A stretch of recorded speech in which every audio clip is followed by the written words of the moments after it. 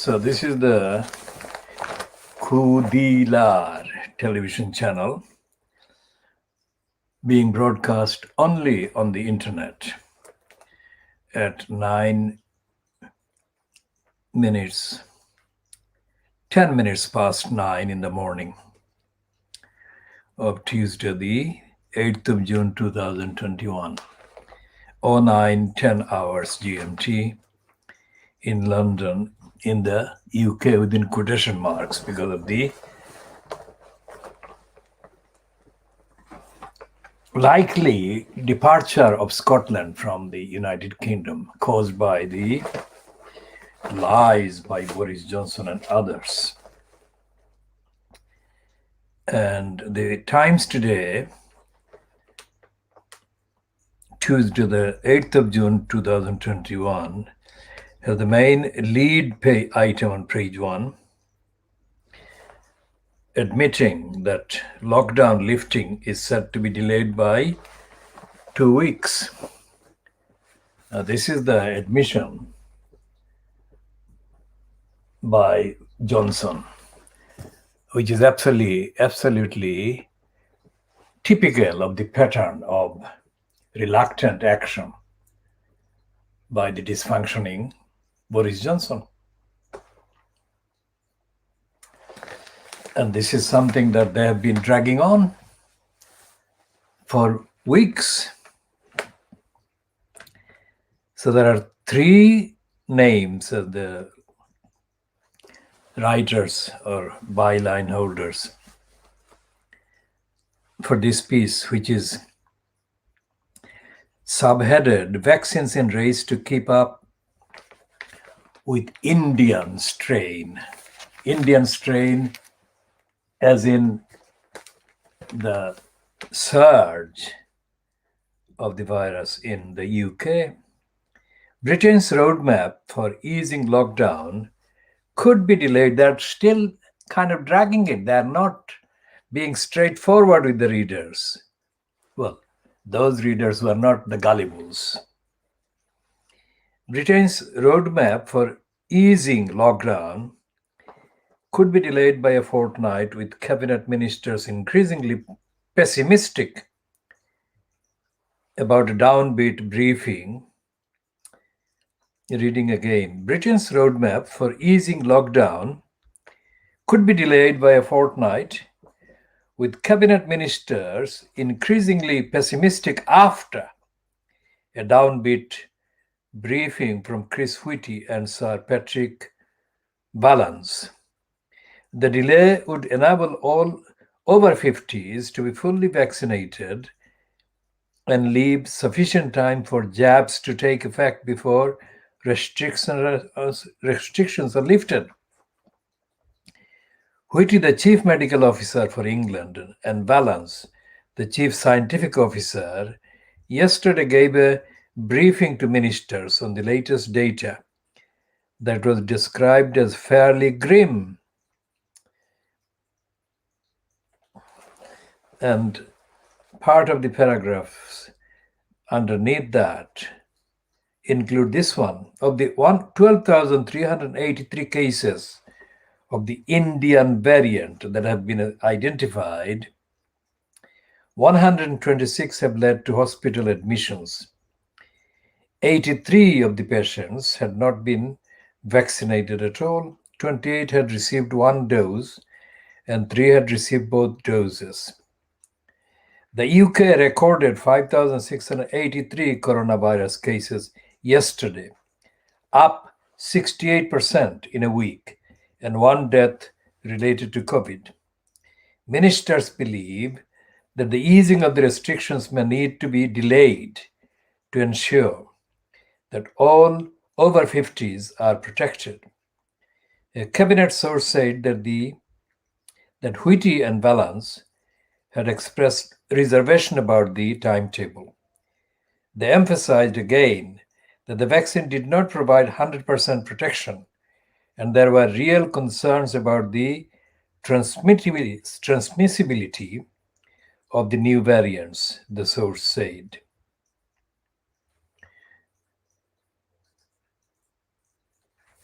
And on the other side, I mean, this is part of the piece that I have read. It's not the whole piece, but the substance is there already in what I have read out. Now, there is a piece on the right hand column of the Times today, which shows that Boris Johnson has been backing a racist. I mean, this is the normal thing that Boris Johnson does. He backs a racist. Boris Johnson has called on the England and Wales Cricket Board to rethink its decision to suspend Ollie Robinson over racist and sexist tweets he posted when a teenager.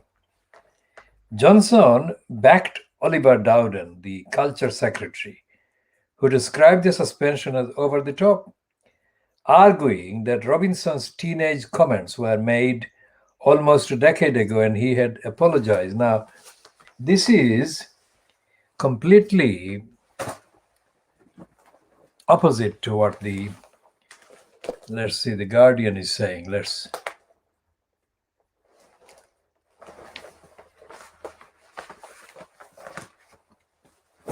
And this is the Guardian today.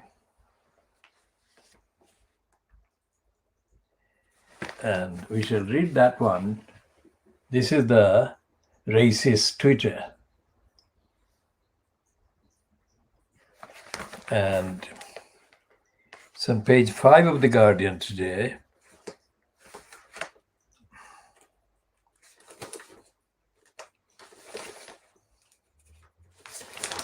And it says, or it reads, this is given a space by the Guardian. And it says,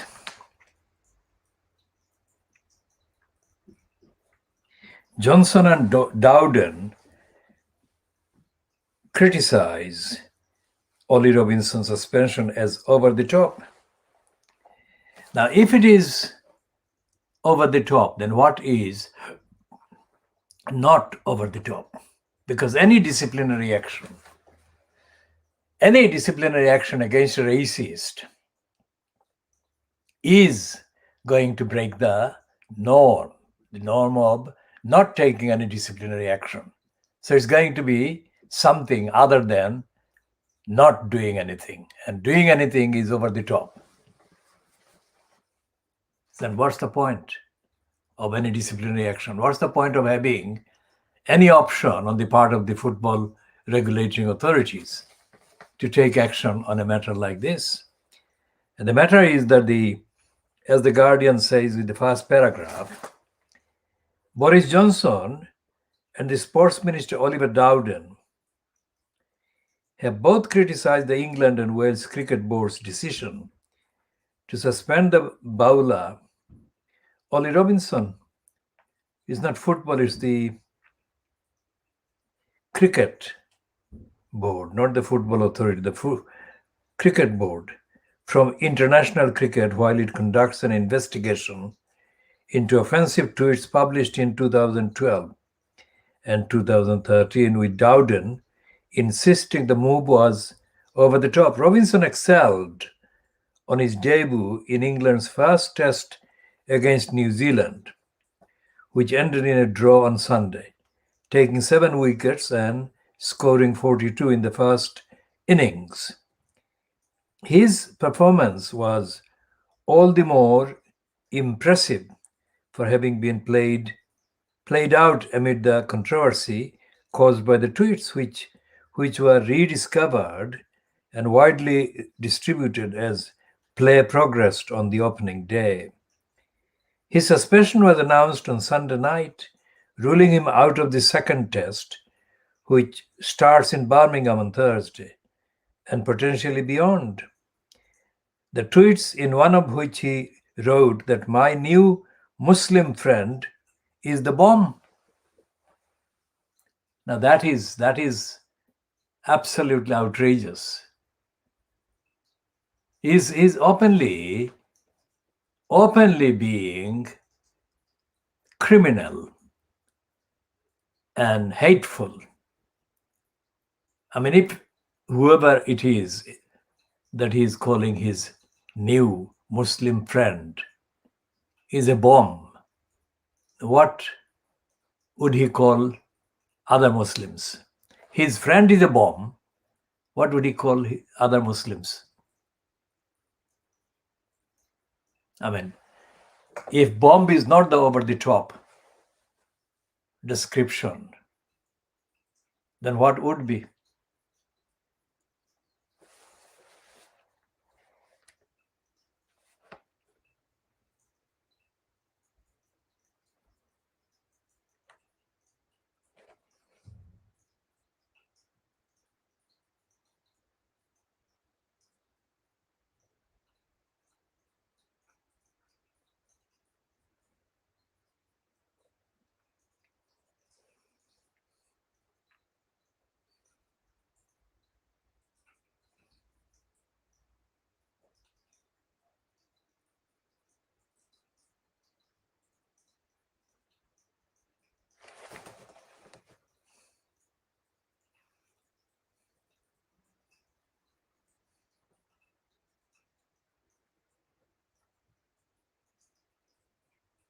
So what is the impact? What's the implication of a bomb?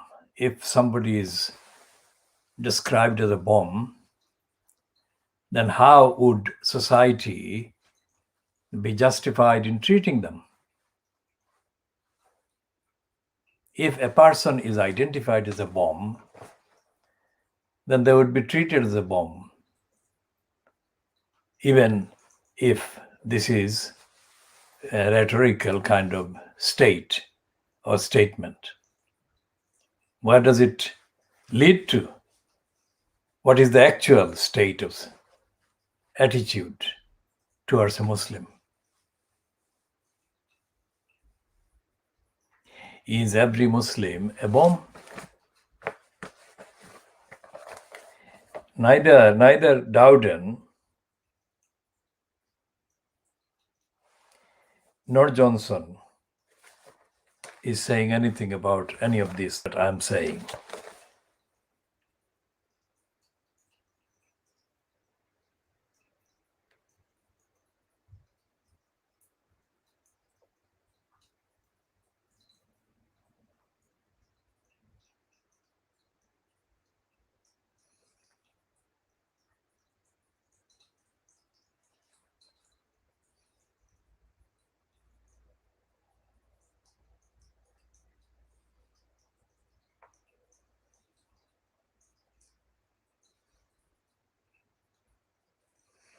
Now, if Johnson is saying that this anti-Muslim hate tweet was written and posted when the hater was age 16, so therefore they were young, then what age was Shamima Begum, robbed of her British by birth, nationality and citizenship, and which particular statement Shamima Begum made, aged 16, was used to deny her citizenship by birth, British citizenship by birth, raising the questions.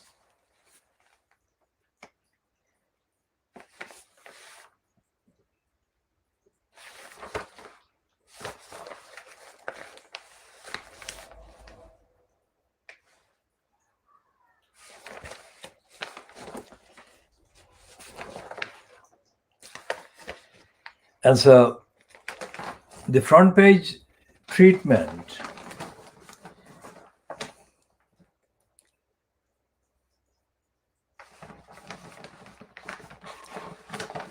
the Times gave the front page excuse for the anti-Muslim provocation and anti-Muslim incitement.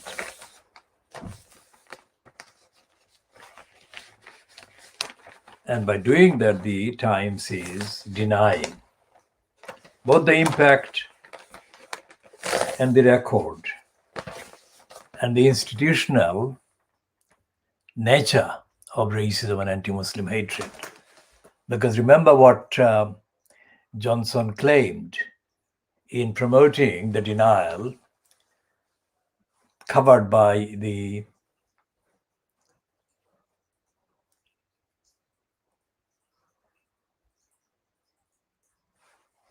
appearance of a commission appointed by the stooge Munira Mirza. Munira Mirza is a North of England born Pakistani origin female who was generally contemporary of Boris Johnson while attending, quote, Oxford, and whom Boris Johnson recruited as one of his top paid employees when he was installed as the incumbent in the corrupt post of mayor at the expense of London.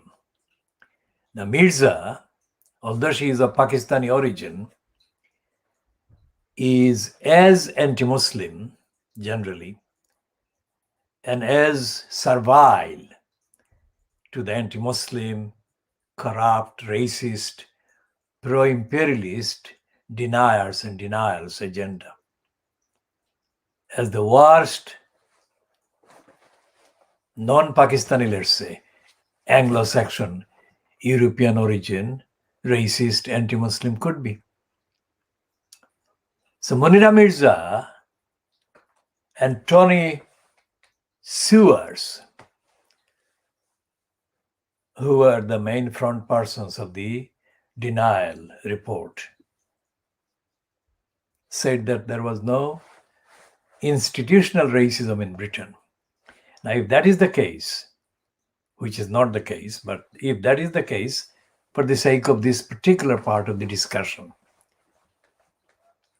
then what on earth was Johnson, who is incumbent in the post of Prime Minister, and Dowden, who is incumbent as a member of Johnson's cabinet, what on earth are they doing?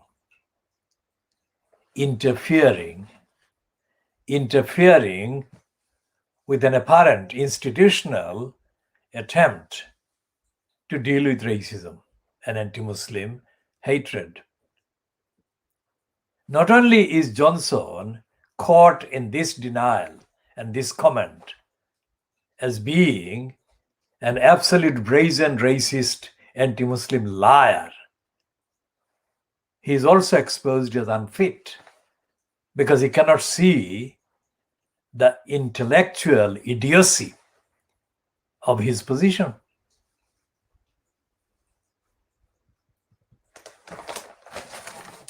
Now, here is the Guardian's piece about that racist anti-Muslim tweet.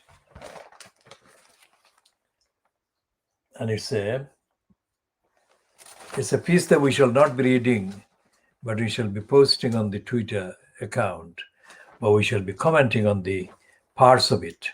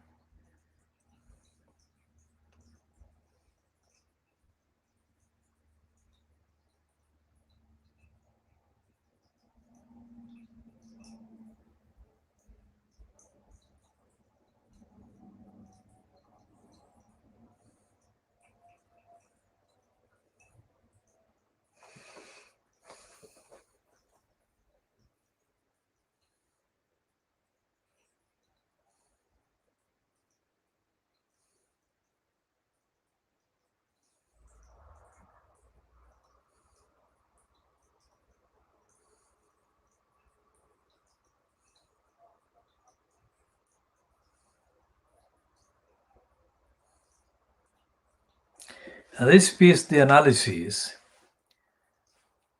by Ali Martin. Ali is not a Muslim name. This is either Alistair or something else being shortened to Ali. As so often happens in the anglicized Western names being abbreviated to Ali, thus giving a misleading impression of a link that doesn't exist with Muslim or Arabic.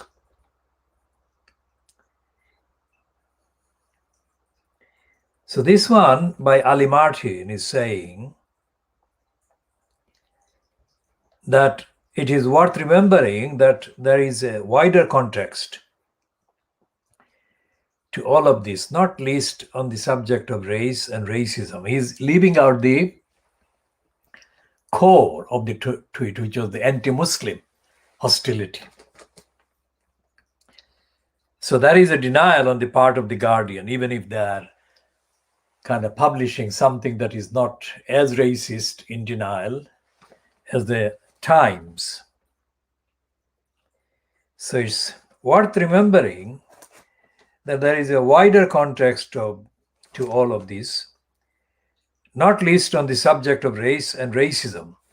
Again, I said, he's leaving out the Robinson anti-Muslim part of the Robinson tweet.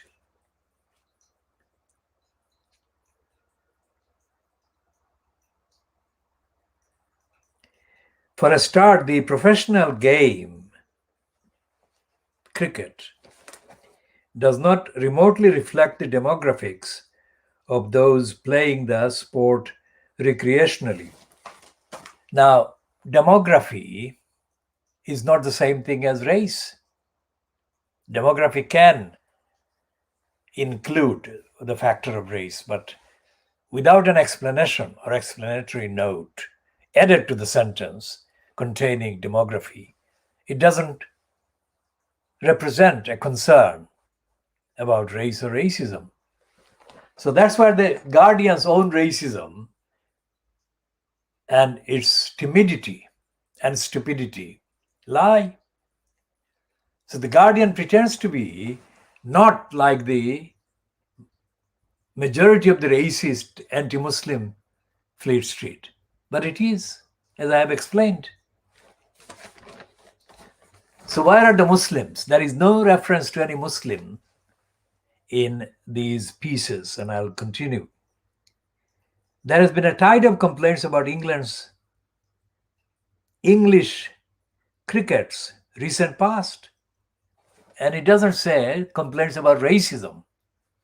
Remember that. Complaint can be anything unless you specify.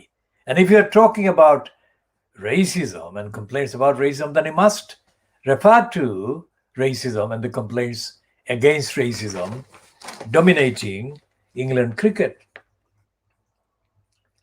So reading again after that clarification by me, and there has been a tide of complaints about English cricket's recent past, be it the allegation of institutional racism from the former umpires John Holder and Ismail Dawood, the probe into Azim Rafiq's time at Yorkshire, something that is proving more glacial than England's battling at Lord's, or the experiences Michael Carberry shared last year. Robinson may be drawing the focus right now, but the sports problems remain far greater. And it doesn't say the sports racist problem. And without that, it could be anything. It could be litter. It could be the attitude to climate change. So you has to be specific and exact. And it has to be frank and truthful and anti-racist. The Guardian is none of these, which it must be. Therefore, the Guardian is as sick and as racist as the rest of Fleet Street. And then there are another piece about Dowden. exclusion over the top, says Minister Dowden.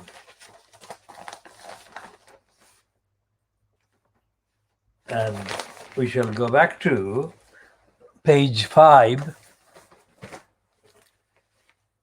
where Dowden is being promoted with this comment that exclusion of Robinson is over the top.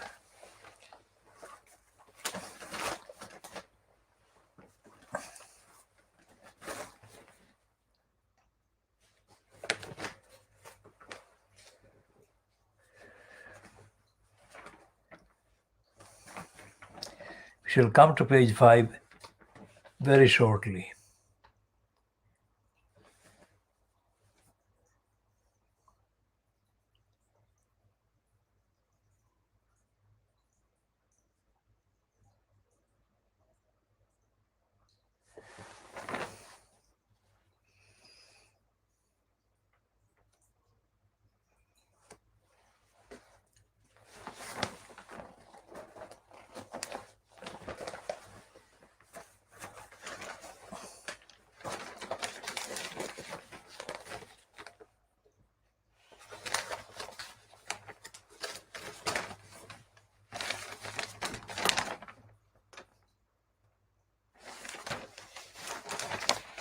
Okay, so the Guardian has got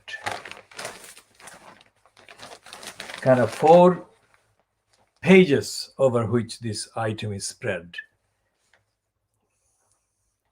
So one is on page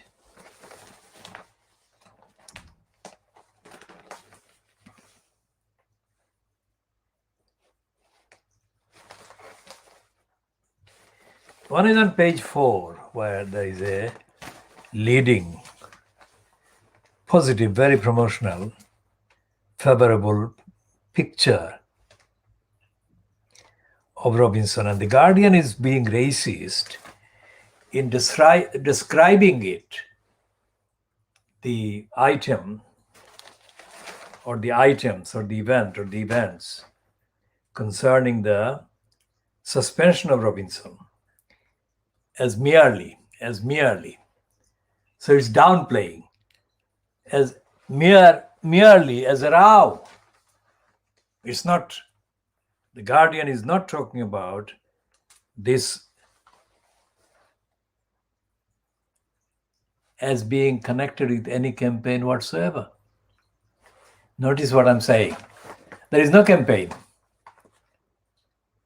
So, in the last few weeks, we have said exclusively that the use by Fleet Street papers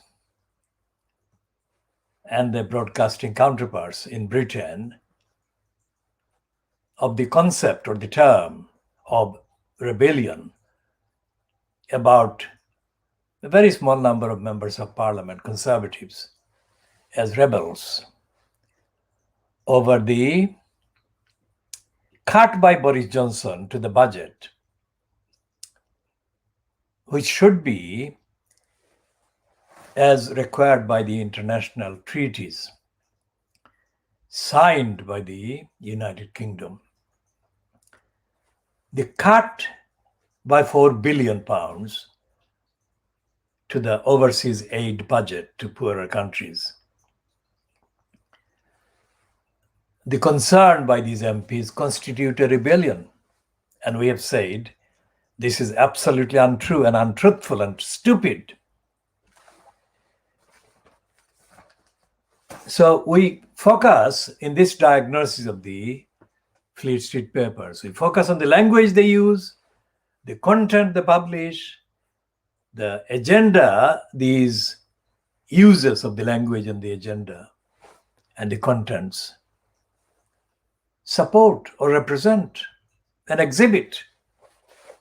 So Fleet Street we find daily in a state of sickness, linguistically, morally, ethically, and of course, in terms of race and racism, racially, and in terms of faith.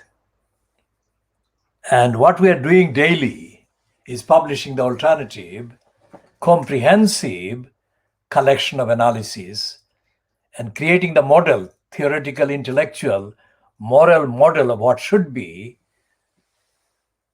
the service that the quote media should provide to the public. That's what we're doing. And it's not available. Nothing comparable to us is available anywhere, on any platform, any channel, any broadcaster, any publisher, anywhere. And we include in this statement that there is no such similar service which is unique, which is original, available to the viewers, the public, or publicly from any academic institution, any publishing, broadcasting, news network, outlet in any continent. That is what we are asserting. In any continent. If you or anyone you know is aware of any evidence that shows that what we are saying is not currently accurate, then you can contact us by sending a direct message by Twitter. The Twitter address is there, just underneath me on the banner. That is static banner, not the running banner, but the banner that is static on the last of the 3 lines, which says 24/7 updates on, and the address is there, Khoodeelaar, Twitter. Twitter sign, that is the copyright sign, not the copyright sign, but the @ sign, @Khoodeelaar. And we are doing this by not seeking, not expecting, not receiving any financial or other contribution or support.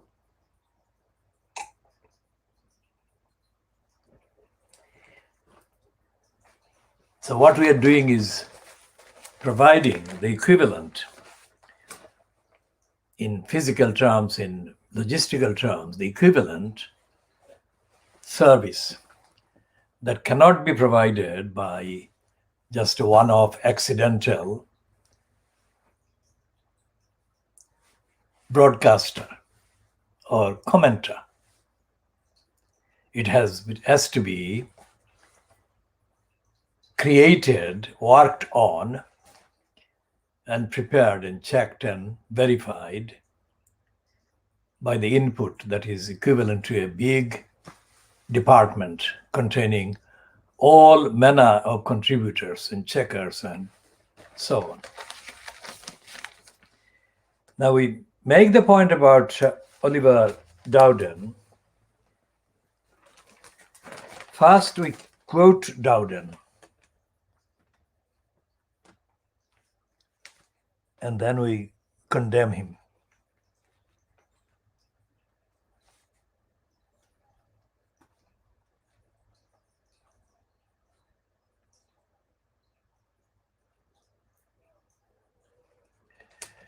Because a spokesman for Boris Johnson made clear, The Guardian says, that Johnson is supportive of Dowden's stance. Quote, as he set out, these were comments made more than a decade ago, written by someone as a teenager, and for which they have rightly apologized. Now, as we can factually make a reference again to Shamima Begum. As we say, we don't have any contact with Shamima Begum, never have had any contact with anyone involved with her in any way.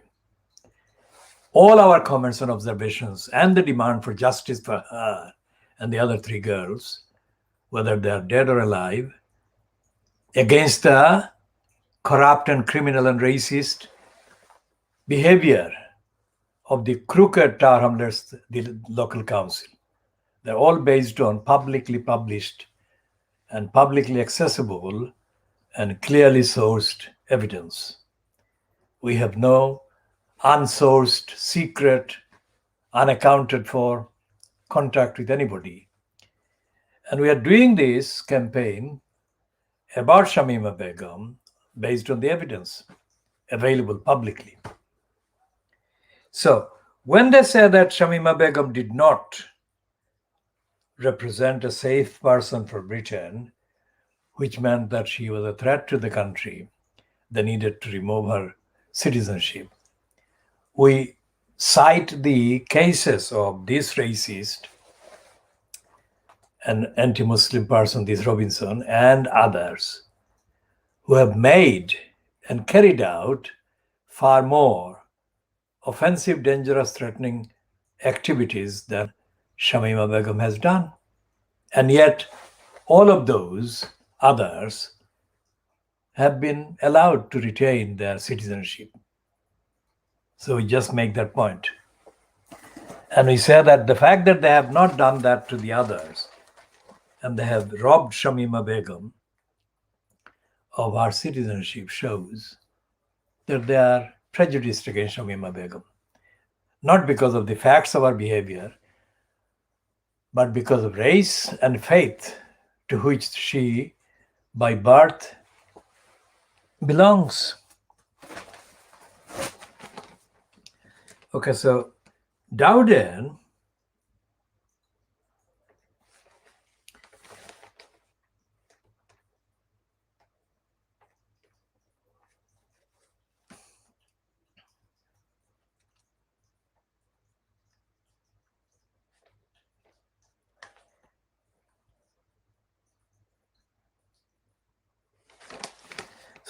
is quoted in The Guardian as saying, Ollie Robinson's tweets were offensive and wrong, Dowden tweeted.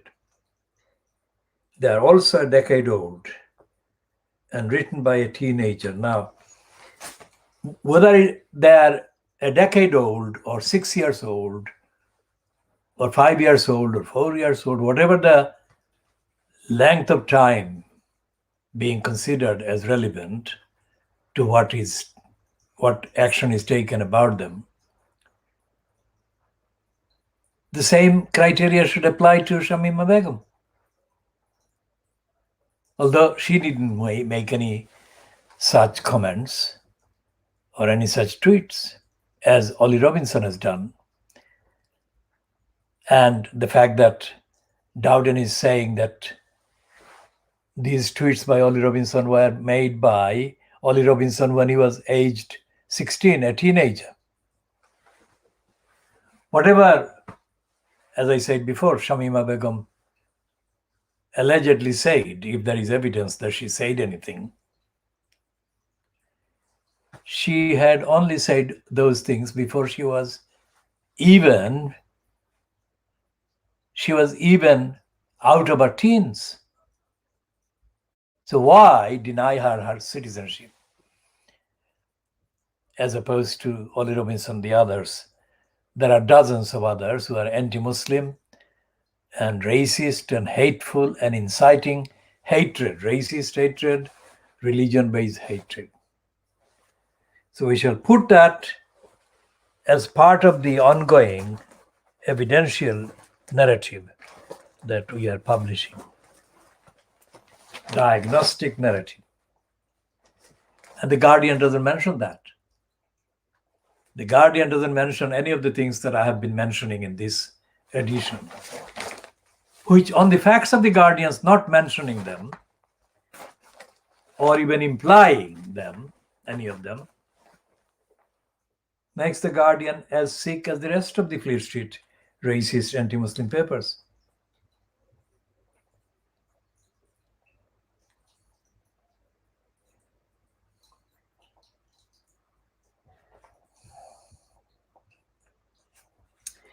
And as I've said before,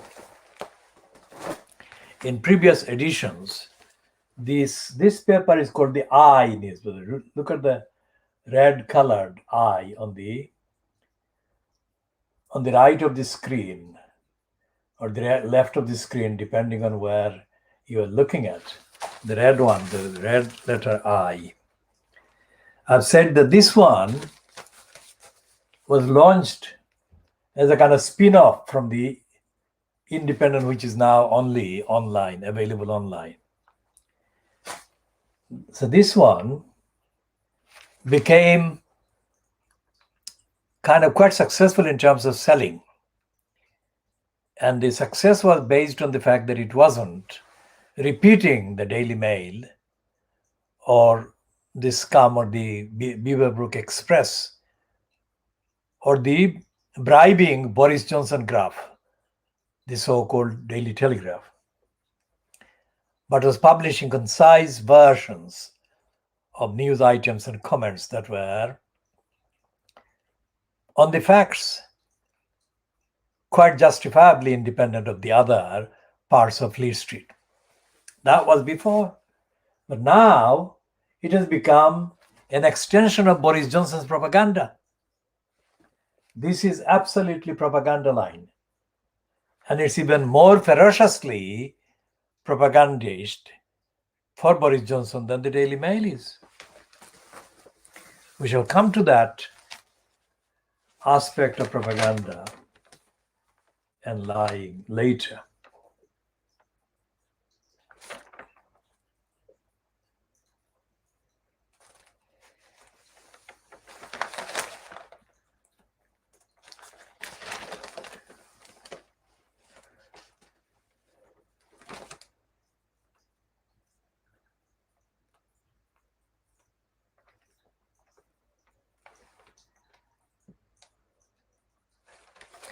Now, there is a line about Northern Ireland in relation to Brexit.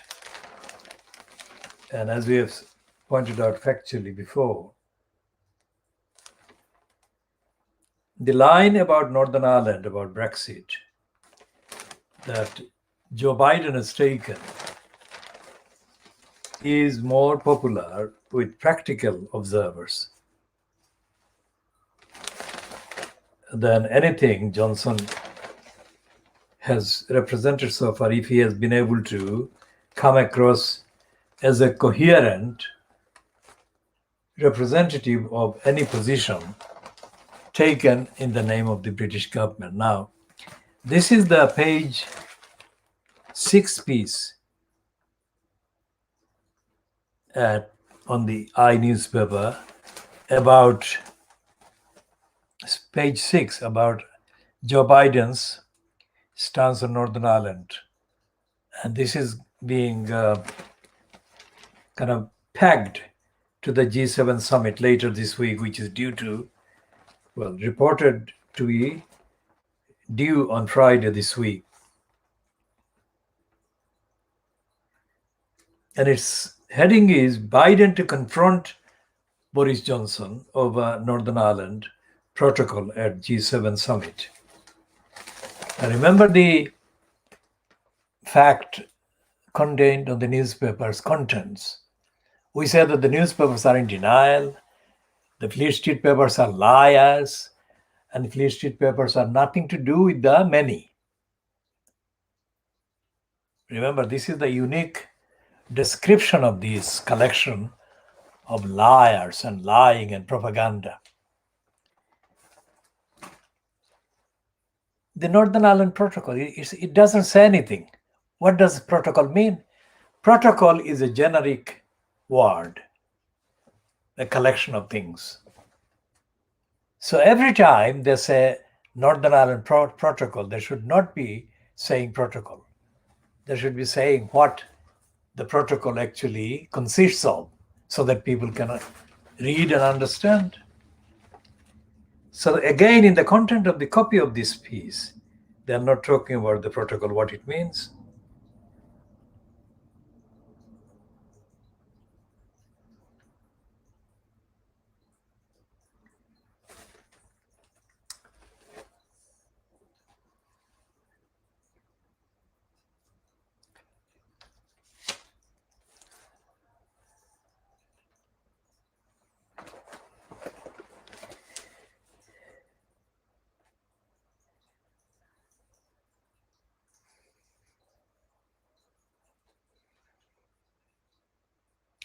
And in the detail of the piece, or detail of the coverage, they're adding this: US President Joe Biden, German Chancellor Angela Merkel, and French President Emmanuel Macron will confront Mr. Johnson on the Northern Ireland Protocol.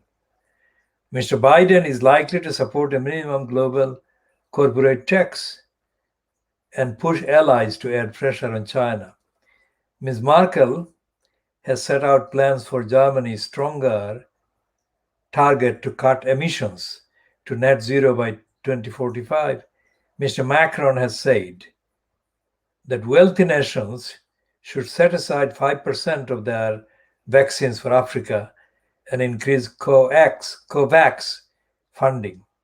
Italian Prime Minister Mario Draghi has spoken about vaccine access, and Japan's Prime Minister Yoshida Suga is under pressure to end his country's support for the coal development. He has joined the European Union in voicing concerns about China. Justin Trudeau, the Canadian Prime Minister, said he will work to keep people healthy, create jobs, and strengthen democratic values. Now, it doesn't say the details about what they mean by Northern Ireland Protocol. What they actually mean is that Boris Johnson is seen as engaged in a conspiracy to sabotage the peace process, the Good Friday Agreement that has provided comparative peace in Northern Ireland for the last, let's say, 15 years plus. And the Northern Ireland Good Friday Agreement is something that the United States is on the record as having guaranteed. That is to say, if any attempt is made by the British government to break the Good Friday Agreement, that the American state will intervene to preserve it. It's a very significant kind of factor. But reading the British newspaper, the Fleet Street newspapers, you would not see that. You would not see that Boris Johnson is not in a space which is stronger, which is much stronger than it is. Because in order to get the promotion and propaganda for the purpose of influencing the gullibles to vote for him, Johnson has to show that he is doing something contradictory at once, and doing so not being contradictory. That is to say, while he is threatening, and he has been threatening the peace process and the Good Friday Agreement, which will automatically create riots in Northern Ireland, thus reviving the violence that took place over decades. And he will undermine the United Kingdom, because a violent Northern Ireland will physically threaten the United Kingdom. So he's saying that he will do that. He will cause the riots and the violence, and he will preserve peace in Northern Ireland. And he will ensure that Northern Ireland remains part of the UK. That is an example, an acute example, a current example of Boris Johnson being Boris Johnson being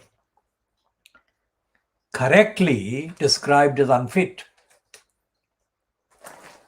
for office. Now, we have been calling him unfit for office for 15 years, 14 years.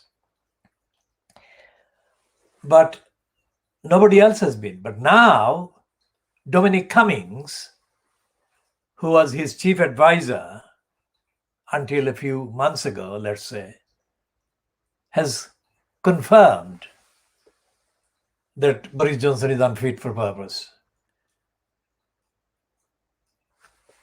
And the contents of Dominic Cummings' statement now on the record.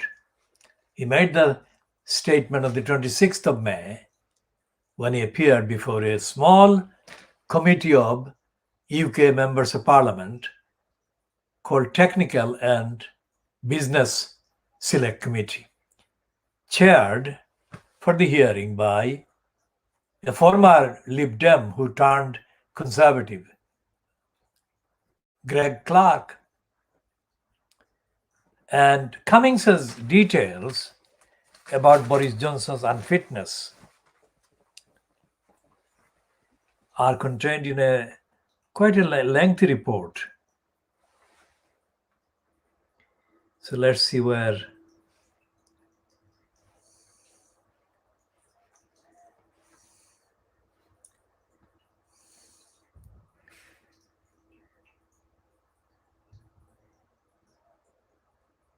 So in this one, Sky News reported on the following day, Thursday, the 27th of May, 2021 at 6:28 hours UK time, which is 06:28 GMT on Thursday, the 27th of May, 2021.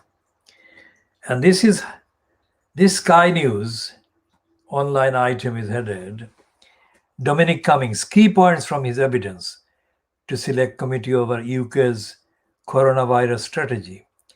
Now let's see if he has got anything about Ireland.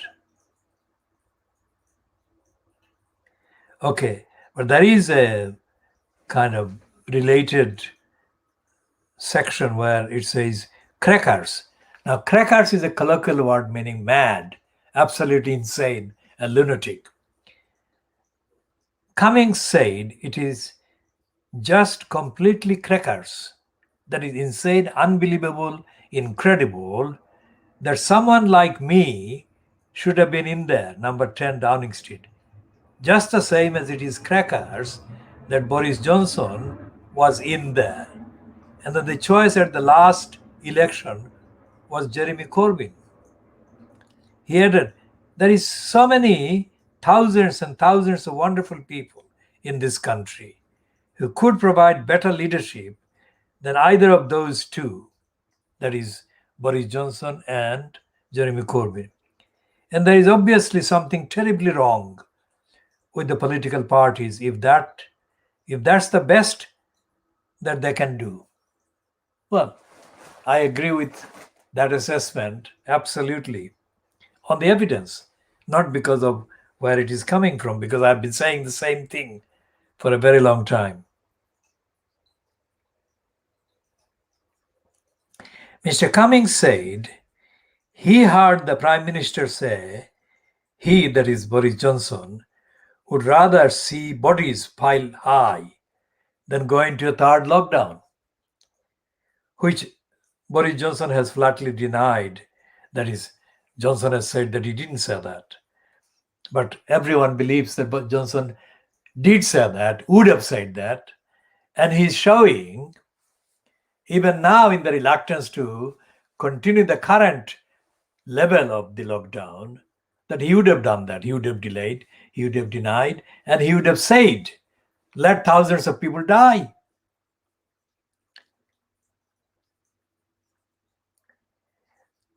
Then there is a quote here. I heard that in the Prime Minister's study, that was not in September though, that was immediately after he finally made the decision to do the lockdown on 31st of October. And then it says, Boris Johnson changes his mind 10 times a day. Mr. Cummings rejected the idea that there were major communications issues during the pandemic.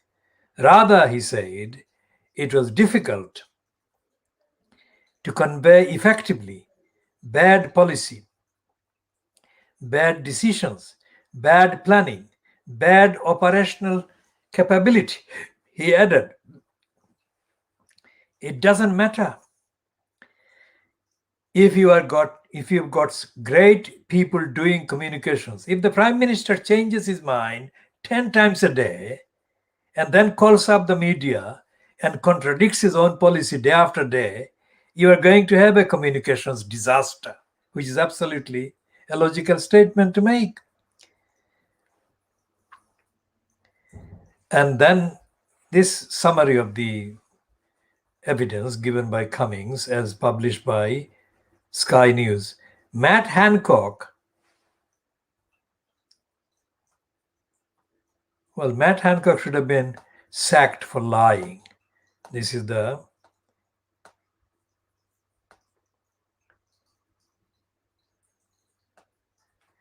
what he's saying in that evidence.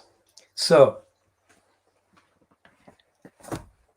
remember what the Times said, and we referred to the Times editorial in April, when at the beginning of April, Johnson was absolutely insanely kind of ambitious to fly to India to meet Narendra Modi. Now, all of that was happening literally while Johnson was allowing thousands of carriers from India, carriers of the virus, to enter the UK. And the Times leader comment at that time supported Johnson's plan to fly to India to meet Narendra Modi. Now, remember, that was the time when Modi's own role in unleashing the latest dangerous, deadly surge in the virus had been going on. So the Times wrote a stupid editorial saying that Johnson urgently needed to meet Narendra Modi.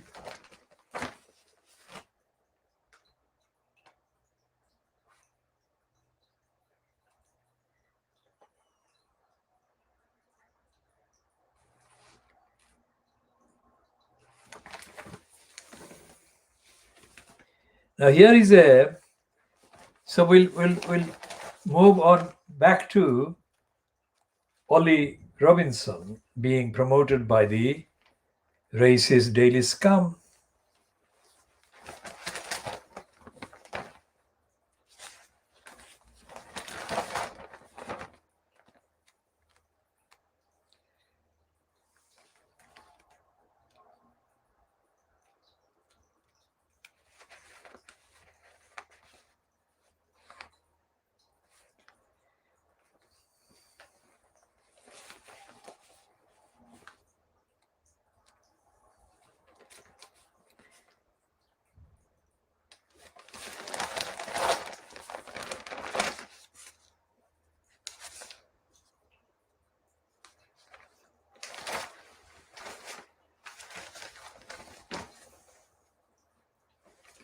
And here is the right-wing, very far-right racist, anti-Muslim hate propagandist, Douglas Murray.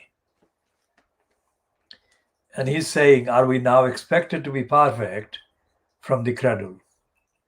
Our vengeful society needs to grow up. Remember what they're saying about vengeful.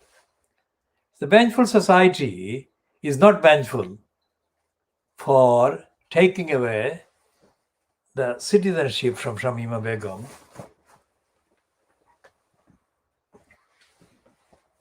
It is behaving perfectly according to that. But it is being vengeful when mildly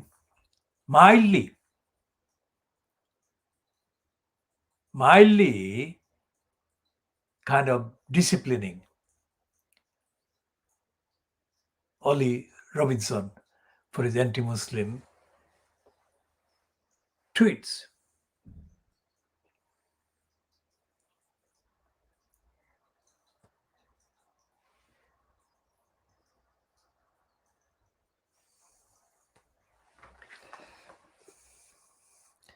And Douglas Murray is one of the promoters of all things racist.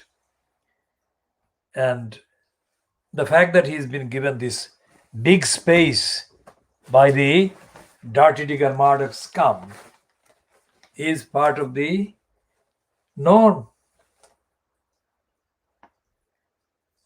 And they've got an editorial on top of the Douglas Murray incitement to racist hatred.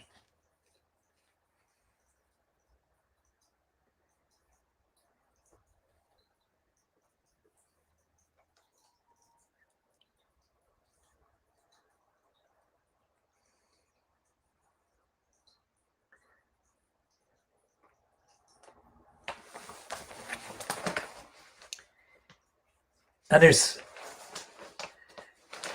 the type of racist denial shown by the dirty digger Murdoch scum that daily or 24 hours feed the ignorance and backwardness and racism and the stupidity and idiocy of the gullibles.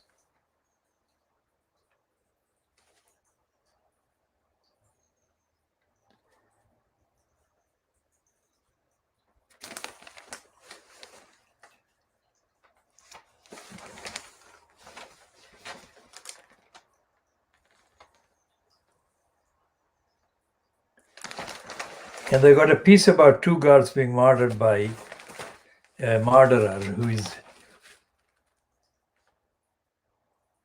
who is now at the center of the controversy because he's getting a parole.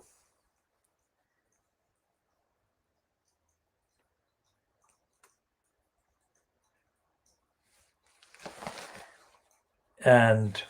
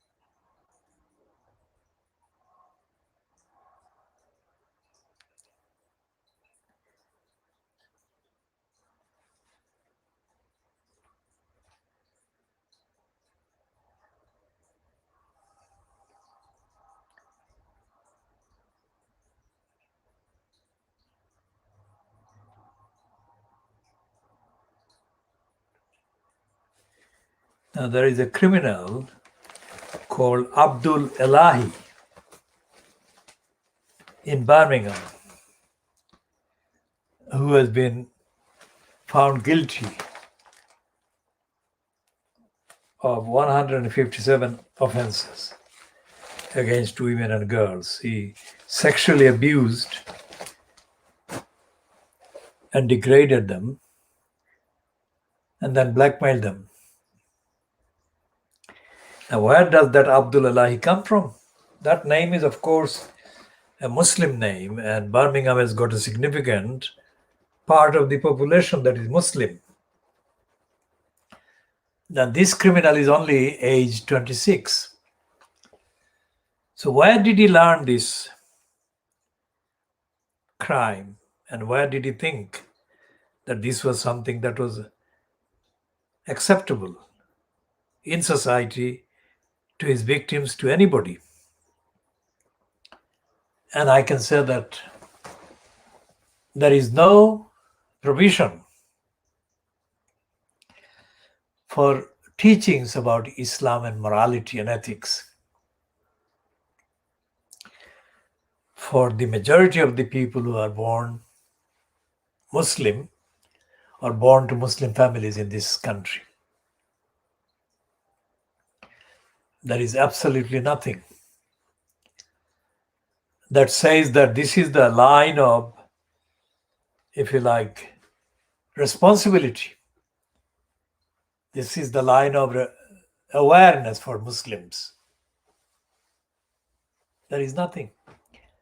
And there is no real Muslim media, despite the fact that literally hundreds of millions of pounds are kind of provided by central government and businesses and others to so-called Muslim organizations and non-profit charities and whatever. But they're not delivering. And the fact that they're not delivering is actually directly linked with the organized crime and individual crimes committed by Muslims. So we shall be talking more about that again in due course.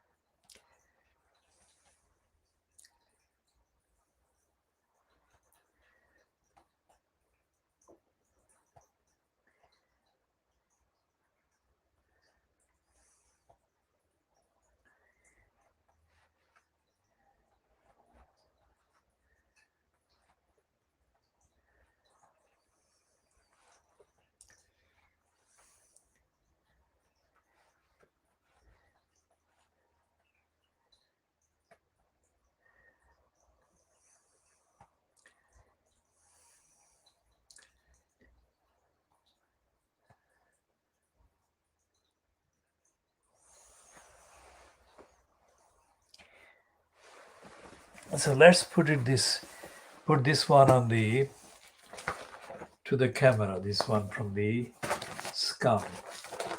Well, they've got the front page. Harry takes 5 months off. We shall not comment on that one, except to say that anything that Fleet Street Daily Mail or the scum runs about Meghan Markle or Harry must be seen in the context of their needing a diversion, almost plausible diversion away from failures of Boris Johnson. So that's what it is to begin with. But it also serves as a continuation of adverse publicity at the expense of Meghan Markle and Harry Windsor. So this is Douglas Murray. This is the one in the red.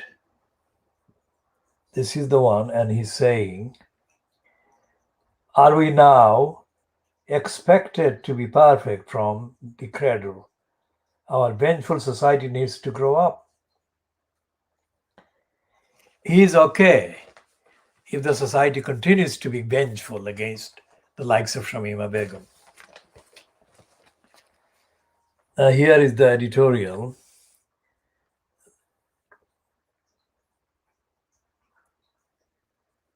Supporting Ollie Robinson there.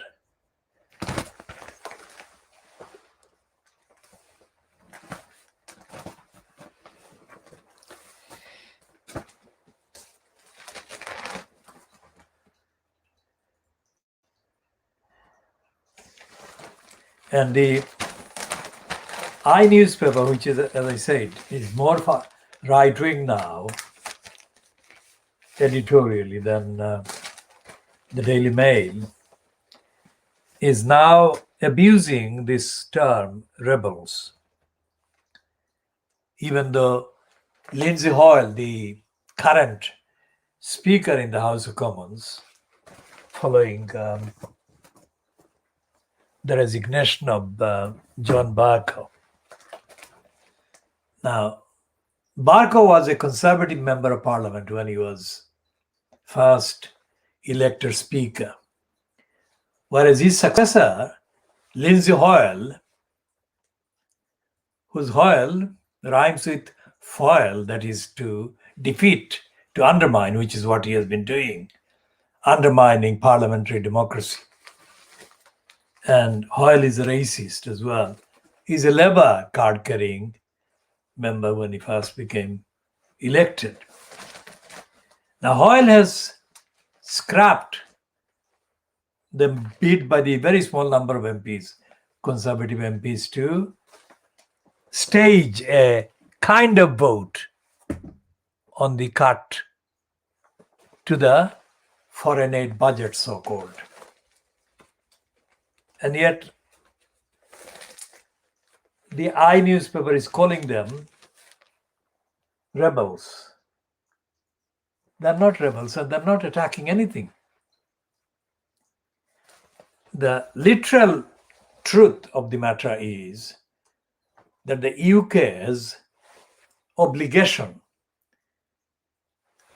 to provide not 0.7%, not even 1%, it's not 0.7% of the UK's relevant gross domestic product every fiscal year, let's say. That is to say, every year that is covered by the budget, not the calendar year.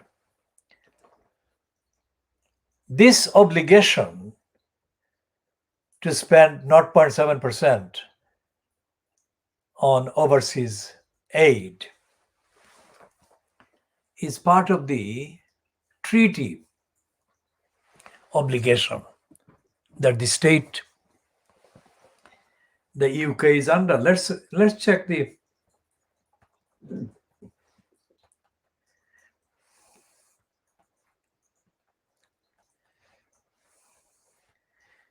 what is this one saying?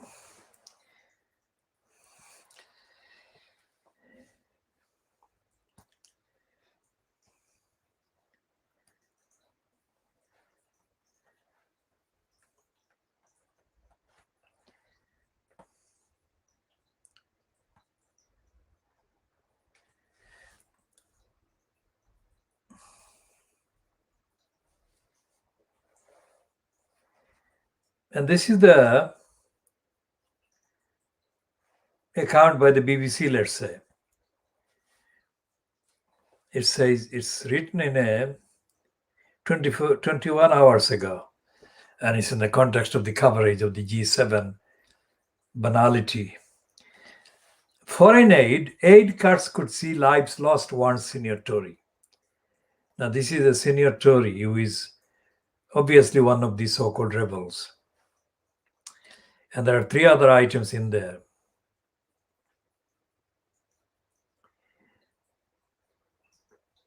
And it says UK foreign aid cut. Where does it go and what is it used for? That's the BBC.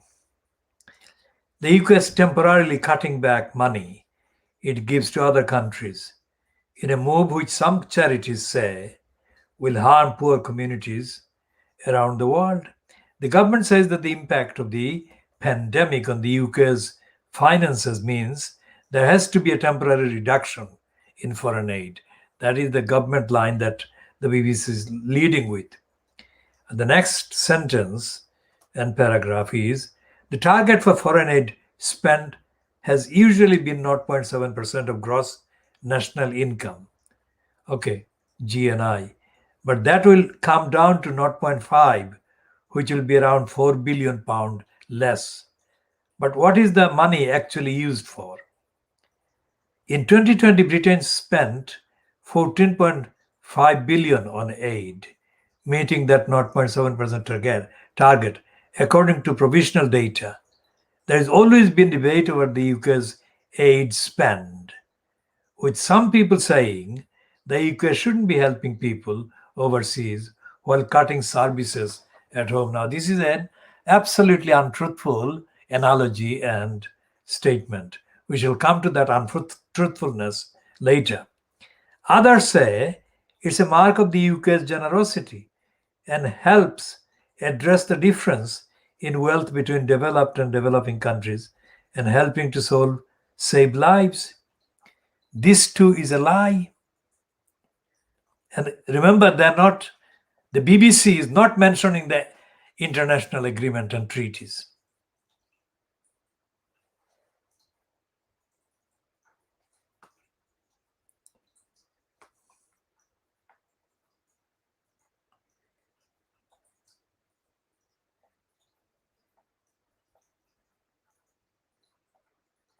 And it's a complete, absolute pack of lies. Now, because the international agreement, the treaties, this is not about one particular agreement or treaty. There are a whole series of international agreements. And then first of all, these agreements, of which the 7% minimum owed by the UK is a part, these agreements are actually entered into by the UK for the benefit of UK companies and UK businesses. And that's a concession. That 0.7% is a concession which the BBC is criminally lying and being silent about. Remember what he said? That the liars of the British media, the Fleet Street, which is the focal collection that we diagnose, include the main broadcasting outlets, and the BBC still boasts of being the world's biggest broadcaster. So if the world's biggest broadcaster is perpetrating such brazen lies on such a central issue, which is the issue being central because the so-called rebels, the critical MPs, the MPs who are critical of the government, not critical number, but critical of government over the cuts, they are the ones who are being featured in the stories, including the leading with the word rebels. They're saying the rebels go on attack after Prime Minister dodges aid vote. Now that is not true. Johnson didn't dodge the vote because the vote was not held. So the question of dodging doesn't arise. Remember the linguistic idiocy that we are pointing out. What Douglas Hoyle did was to foil a vote taking place at all. Douglas Hoyle did foil the vote taking place, and he abused his position as the current speaker of the House of Commons. So, having pointed out these stupidities and lies and dishonesty, let's have a read of these two paragraphs by Richard Vaughan, political correspondent. Tory rebels tore into Boris Johnson yesterday after he was spared an embarrassing defeat on his decision to cut foreign aid spending. The former International Development Secretary, Andrew Mitchell, who is a conservative like Johnson, accused Johnson of treating the Commons with disrespect, as he, Mitchell, warned the decision to slash overseas spending would lead to hundreds of thousands of avoidable deaths. Remember what this phrase avoidable deaths refers to. It refers to Boris Johnson having boasted that he would let thousands of people to die rather than impose the lockdown at the time. And Cummings, giving his quote evidence against Johnson's behavior, Cummings appeared before the Technology and Business Select Committee, very small committee as it appeared, on 26th of May 2021, last week, let's say. He said one of the things that Boris Johnson did was cause the deaths of 127,000 people. And the headlines, strictly based on the evidence, not based on the political, ideological kind of concession by the lying Fleet Street papers. They said that thousands of people died unnecessarily, avoidable deaths. So this is what is going to happen internationally. That is to say, the same Boris Johnson doing the same policy is going to be causing hundreds of thousands of people to die. Deaths that could be avoidable. Deaths of people that shouldn't have been pushed to die. That's what Andrew Mitchell is quoted as saying. It's not the quotation by the Independent, the I newspaper. It is a quotation that is in the contents of the media release, mainly issued by the Press Association internally, that contains both Andrew Mitchell and Theresa May and others who include Jeremy Hunt, a former foreign secretary, who was among the people who branded the move to cut overseas aid money a big mistake, while another ex-cabinet member, David Davis, said that the decision was both harmful and devastating. The Prime Minister's official spokesman said you can expect the Prime Minister to set out more details at the G7 summit this week. Now, that is a complete rubbish. What we can say about this,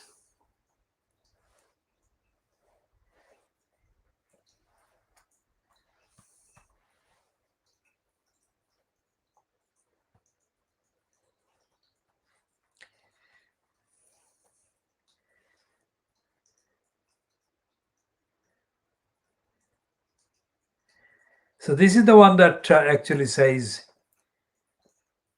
what Andrew Mitchell has said, that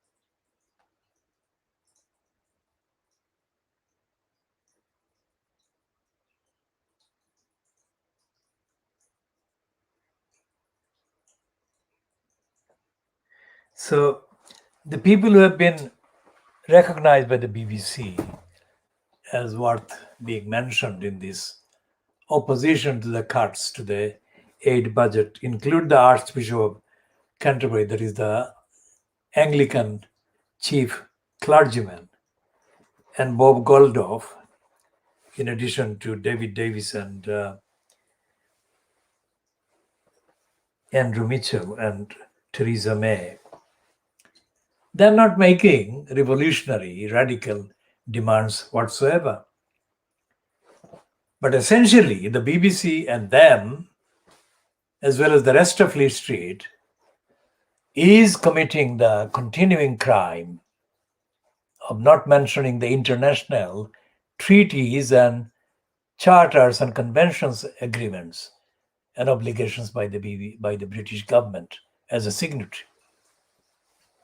And as I was saying earlier, the trade-off is that if the UK makes a contribution, and this is 0.7%, is absolutely tokenistic. When they say 14 billion doesn't go to the individuals.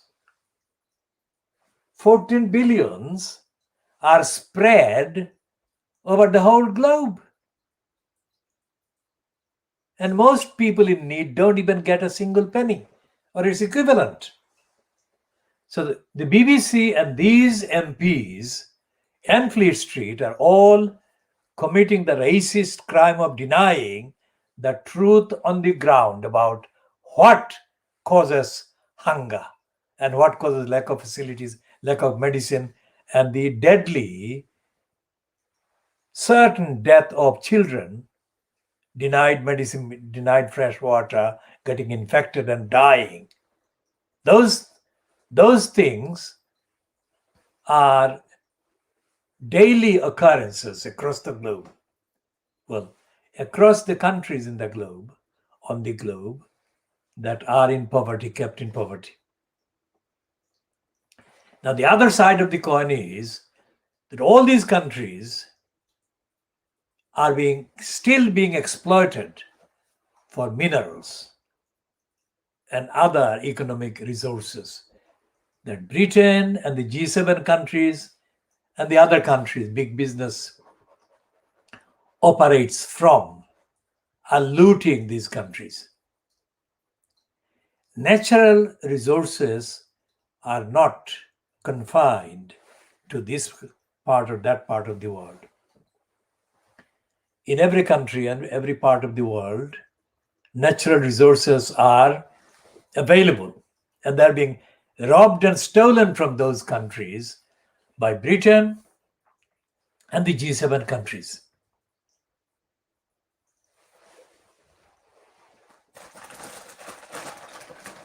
So the slogan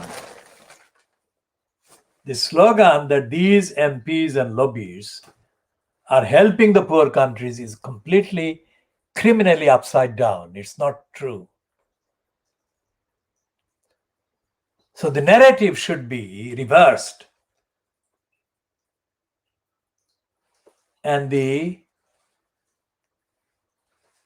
rhetoric should be starting by saying, restore to the victim countries the money and the resources that Britain stole and is stealing.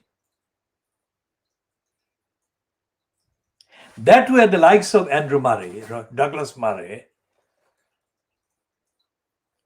and Dowden and Johnson can be seen as the crooks and the continuing thieves and criminals that they are, both in terms of racism, both in terms of hostility, anti-Muslim, complicity and collusion and impunity, and of course, in terms of the imposition of poverty that will kill hundreds of thousands of people.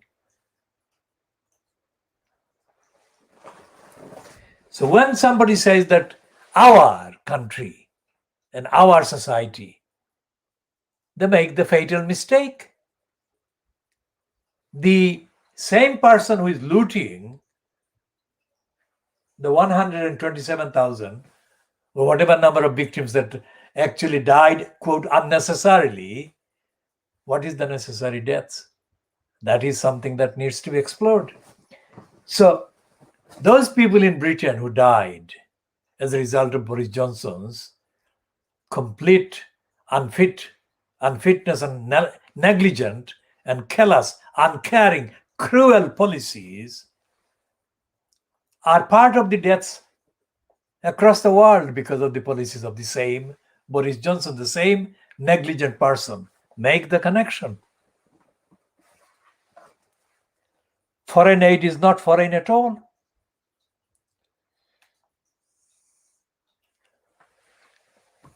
Foreign aid is actually British domestic policy affecting domestic people, the many who are the victims.